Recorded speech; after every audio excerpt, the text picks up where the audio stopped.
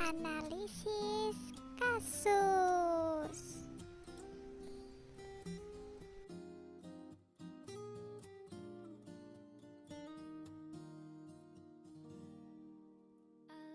Perekonomian Indonesia tidak bisa dilepaskan dari perekonomian global, tak terkecuali situasi politik dunia atau biasa disebut geopolitik. Diawali dengan keluarga Inggris dan Amerika Serikat cenderung lebih tertutup diri atau ada potensi kebijakan ekonomi yang terproteksi, inward looking, dan populis nasionalis dibandingkan sebelumnya yang cenderung lebih globalisasi.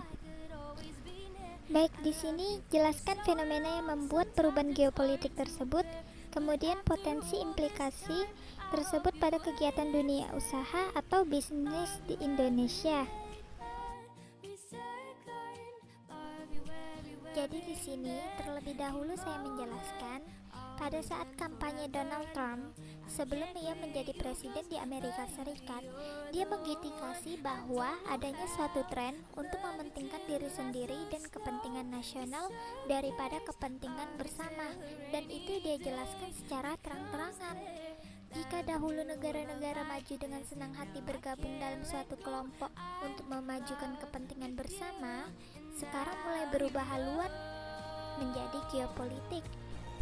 Sebelum adanya Brexit, seperti negara Prancis, kemudian Belanda, dan Australia telah memutuskan untuk mementingkan kebutuhan nasionalismenya sendiri.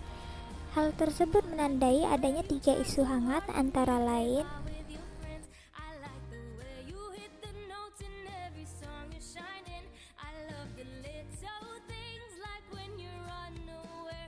Nah, jadi teman-teman, apa sih pengaruhnya bagi Indonesia? Jadi, suatu negara disebut sebagai negara ekspansionis apabila negara tersebut telah siap bersaing dan berkompetisi di area regional maupun global. Tolak ukurnya adalah negara memiliki keunggulan dalam kultural dan militer.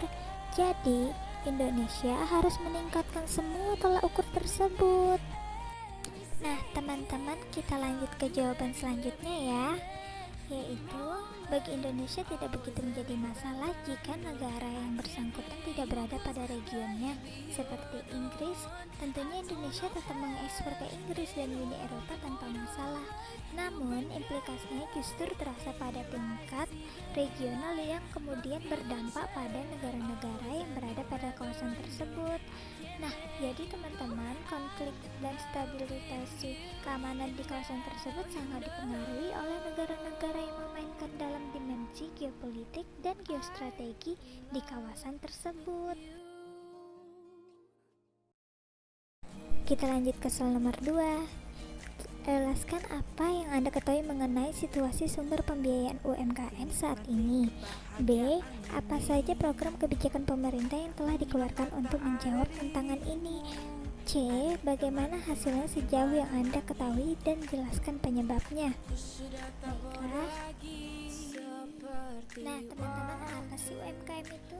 Jadi, UMKM itu usaha ekonomi yang merujuk kepada usaha ekonomi produktif yang dimiliki oleh perseorangan maupun badan usaha yang sesuai dengan kriteria yang ditetapkan oleh Undang-Undang Nomor 20 Tahun 2008.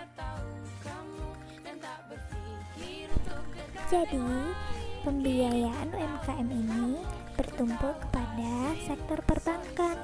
Padahal potensi pembiayaan melalui sektor lain masih terbuka lebar loh. Nah, contohnya itu seperti koperasi, leasing, factory, gadai, maupun pasar modal, dan jenis pembiayaan non-kredit seperti hibah dan asuransi. Tapi masih belum dimaksimalkan oleh pemerintah. Namun, saat ini pemerintah telah mendorong pengembangan UMKM melalui berbagai langkah kebijakan dan program. Nah, contohnya seperti pertanian. Mayoritas lokasinya terbesar di wilayah pedesaan. Maka dari itu, pemerintah mendorong pemerataan akses finansial bagi UMKM melalui program inklusi keuangan, di mana inklusi keuangan dalam konteks UMKM ini pada dasarnya adalah menggeser dari sumber pembiayaan informasi menjadi formal, baik melalui perbankan maupun non-bank. Saat ini, lembaga keuangan perbankan masih mendominasikan sistem keuangan nasional. Contohnya seperti KIK, KMKP, KCK, KUP, dan lain sebagainya. Namun keberhasilannya masih belum sesuai harapan. Menurut saya, sistem keuangan nasional masih kurang. Kenapa? Karena pembiayaan UMKM terlalu fokus pada bank dan berbentuk kredit dengan berbagai variasi subsidi, seperti subsidi bunga, kemudian penjamin kredit, dan lain sebagainya.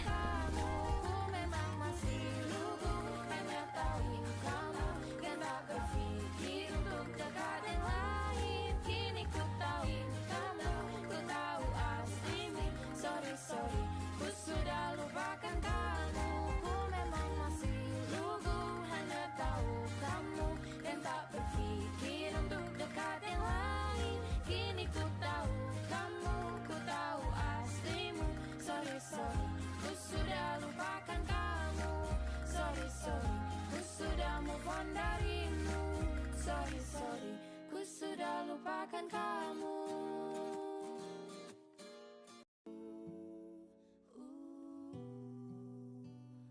Di sini saya akan menjelaskan terlebih dahulu apa itu rating. Jadi, rating itu yaitu suatu penilaian yang terstandarisasi terhadap kemampuan suatu negara atau perusahaan dalam membayar utang-utangnya. Nah, di Indonesia sendiri, jika ingin mendirikan sebuah perusahaan, harus mendapatkan izin, serta menjadi market leader. Menurut saya, dampak positif yang dirasakan apabila Indonesia berhasil mendapatkan kenaikan rating pada tahun 2012 nanti, yaitu pertama, investor luar akan menganggap negara Indonesia menjadi negara yang layak investasi dibandingkan negara yang hanya menjadi tujuan spekulasi saja. Nah, yang kedua, dengan masuknya investasi, maka dana yang masuk tidak melulu hanya dana hot money yang bisa keluar setiap saat, akan tetapi bisa jadi merupakan dana investasi yang sifatnya lebih jangka panjang. Jawaban nomor 2, yaitu kenaikan rating S&P mencerminkan prospek pertumbuhan ekonomi Indonesia kuat. Kebijakan pemerintah telah mereka pandang efektif dalam mempromosikan keuangan publik Indonesia yang berkelanjutan dan mengakibatkan pertumbuhan ekonomi yang seimbang. Selain itu, S&P menyatakan peringkat Indonesia juga didukung oleh tingkat beban utang pemerintah yang rendah dan kinerja fiskal yang moderat. Mereka memandang beban utang pemerintah relatif ringan. Kemudian, S&P memproyeksikan utang pemerintah pada berdasarkan keseimbangan fiskal yang stabil. Prospek yang stabil mencerminkan pandangan kami bahwa kebijakan konstruktif yang ditempuh pemerintah Indonesia akan mendukung pertumbuhannya dalam beberapa tahun mendatang. Kata mereka seperti dikutip dalam pernyataan Gubernur Bank Indonesia Peri Warjio menyatakan Indonesia menyambut baik hasil penilaian S&P tersebut. Penilaian tersebut most investment grade dengan level yang sama dari ketiga lembaga rating utama, yaitu S&P, Moody's, dan Fitch. Menurutnya, penilaian tersebut menunjukkan bahwa lembaga memiliki kepercayaan tinggi terhadap prospek perekonomian Indonesia ke depan, kata Peri. Bank Indonesia dan pemerintah tetap berkomitmen untuk melanjutkan reformasi struktural untuk mencapai pertumbuhan ekonomi yang kuat, berkelanjutan, berimbang, dan inklusif. Baiklah teman-teman, sudah selesai video analisis kasus. Saya Rita Anggraini memohon maaf apabila ada salah kata dalam penyampaian maupun perkataan. Jangan lupa untuk di like, share, and subscribe. Terima kasih.